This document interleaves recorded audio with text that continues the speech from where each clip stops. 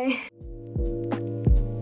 Okay, so today I'm going to get ready for nothing. I'm bored and I want to do my makeup. And I also want to do a video about like getting to know me and stuff. So yeah, that's what we're gonna do today. Let's get started. First thing we're gonna do is skin prep, and I have very dry skin, so I'm gonna use like 3 hydrating products. First is the Apine Hydran Spray Serum. This is like a toner type. So my full name is Zoey Velasco Taberna. I'm 14 years old. I was born on September 5, 2008. I was born in Pasig City, but I live in Quezon City. I'm the eldest child. My mom is Rizal Taberna, and my dad is Anthony Taberna, and my sister is Helga Taberna. Next, I'm going to use the CosRX Advanced Tail 96 Musing Power Essence. I'm in the 9th grade, which is 3rd year junior high in the Philippines. I want to take HUMS or Arts and Design for senior high.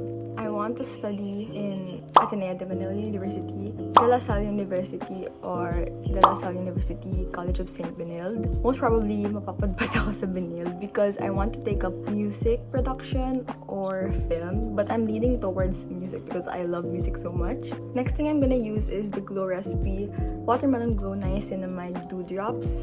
Speaking of music, I can play a few musical instruments. I've been playing the piano since I was 4 years old.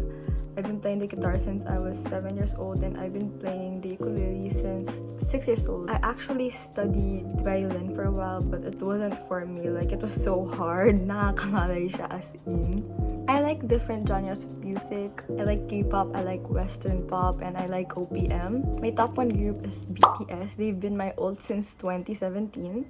My second ult is hiiii. I also ult New Jeans, Blackpink, and TXT, so that's a whole lot of groups. I still sign others, but I don't ult them.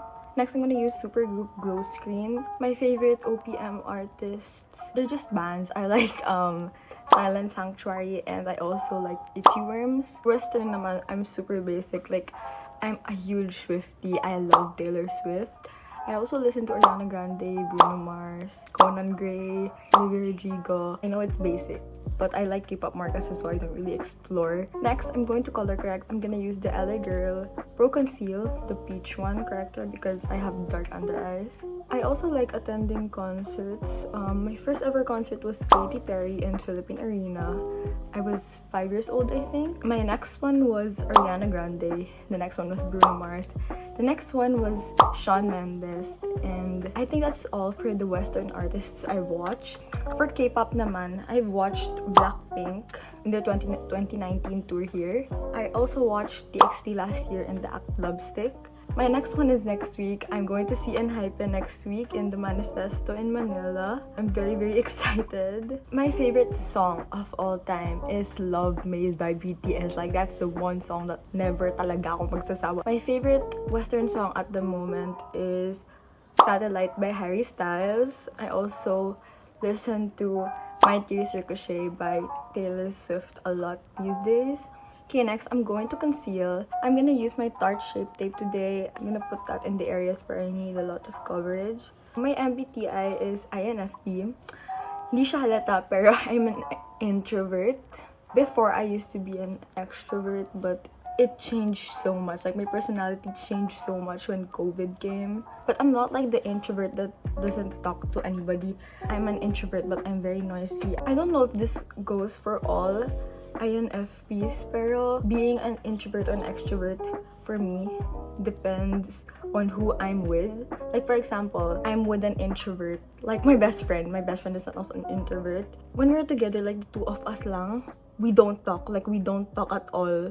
Like, sa 5 years na friends kami, we don't talk at all kahit lagi kaming magkasama, because we're both introverts. Like, I just radiate their energy. Pero if I'm with an extrovert, maingay ako, makikipagtsikahan ako, kahit na kaming dalawa lang. Basta, like, it's just a matter of kung sino yung kausap ko, ganun.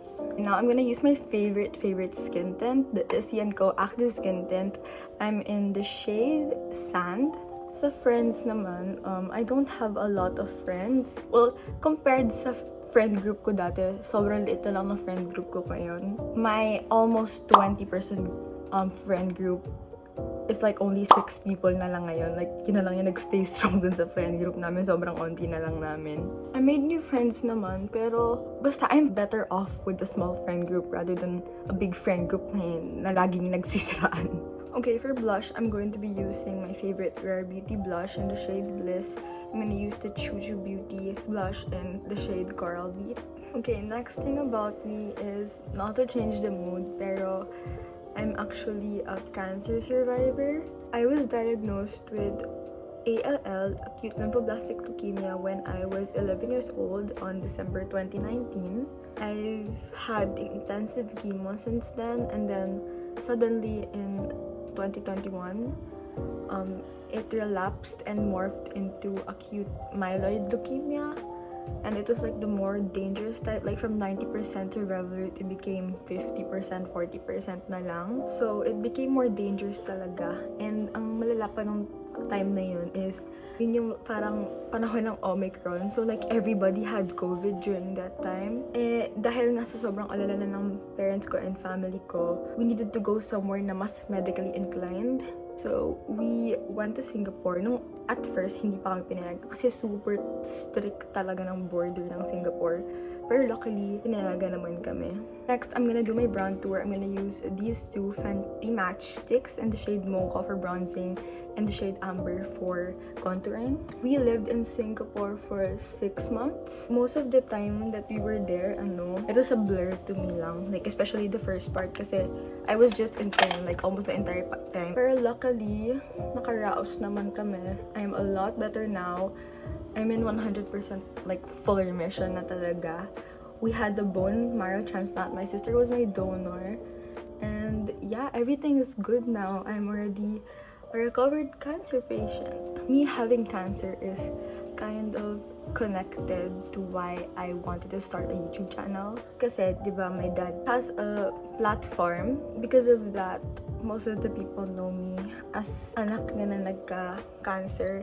And I wanted to make my own YouTube channel so that I could build my own name. Like, I want to erase sa utak niya na ito lang yung nagka-cancer, ito yung babae yung nagka-cancer. Ayoko na puro ganun lang yung tingin sa akin. Until sa lumaki ako, I don't want to be remembered for that only. I want to share this, but I also want to get past it. But I'm very, very thankful to everybody who prayed for me and to everybody who supported me throughout the entire time.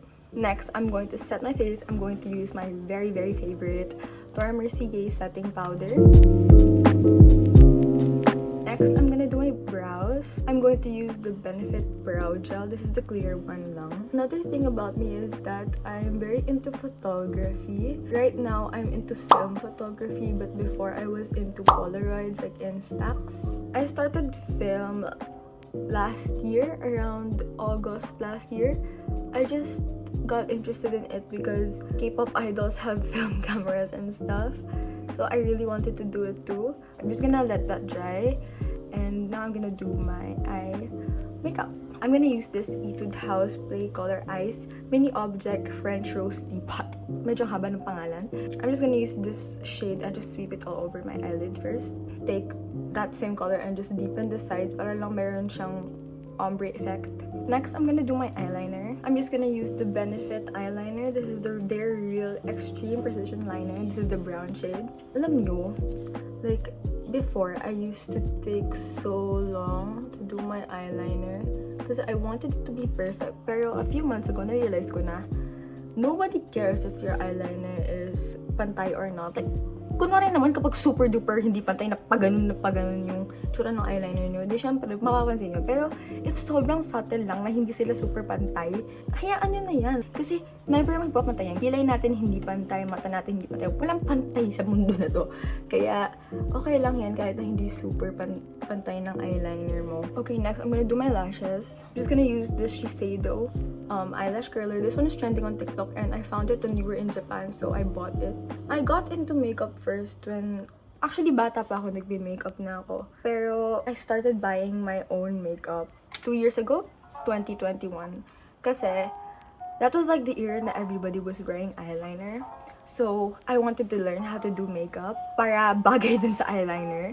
Pero during that time, like, I didn't care kung mahal na makeup or something yung ginagamit ko, as long as magamit ko, okay lang sa akin kahit nagaling Shopee lang or something. As long as walang masamang nangyari sa mukha ko, gagamitin ko yon. Oh, by the way, I'm gonna use the Maybelline The Colossal Waterproof Mascara. And then, di ba nga, tumira kami sa Singapore. During that time, my parents did everything to make me smile. Kaya, they bought me makeup. And mas accessible kasi yung mga trending na makeup doon dahil may Sephora. Eh, dito naman kasi sa Pilipinas, walang physical Sephora doon meron. So, it was kind of better. Tapos, mas malaki yung selection. Tapos, ayun, nagtuloy-tuloy na yung pagkahilig ko sa makeup. And, by the way, yung makeup style ko is not the baddie, very dark makeup. Makeup style ko is Korean and Doyen makeup. Like, mahilig ako sa ganun. I like the pink blush, edgesal, everything. I love that. Another thing about me pala is, I actually studied Korean language. I studied it for 2 years, nung 2020 hanggang 2021. Kasi di ba nga, nagkaroon ng COVID and my mom wanted us to have productive activities pa din. So, I said that I wanted to learn Korean kasi I actually really wanted to go to college in Korea. Like, I was very, very persigido na mag-aaral ako sa Korea in college. Pero, ngayon, if ever nga nagagawin ko pa din yun is sa masterals na, like, if I go to grad school, dun ako mag-aaral. Kasi, sobrang ganda ng music production sa Korea and sana, I want to get to work there kahit na as an intern muna para lang matry ko. Kasi mas maganda yung mga opportunity doon kasi dito. Kasi di ba nga sobrang sikat ng K-pop. I'm going to use the Benefit eyebrow pencil to just fill in the sparse areas. Next, I'm going to do my powder blush. I'm gonna use 2 blushes ulit. 1 coral shade and 1 pink shade. This one is the Clinique Cheek Pop in the shade Rosy Pop. And this is the Too Faced Love Flush Watercolor Blush in the shade Greatest Love of All. I'm just gonna mix these two, tapos yun yung gagawin kong powder blush. Another hobby of mine is reading. Recently, I've been into reading online na lang. Like, nung bata kasi ako, super hilig ko talaga magbasa. And I was a very Dark Diaries and Diary of a Wimpy Kid girly. Like, lahat ng books sa series na yun nabasa ko. Basta, I was that type of girl. Tapos biglang natigil. Like, I stopped reading books.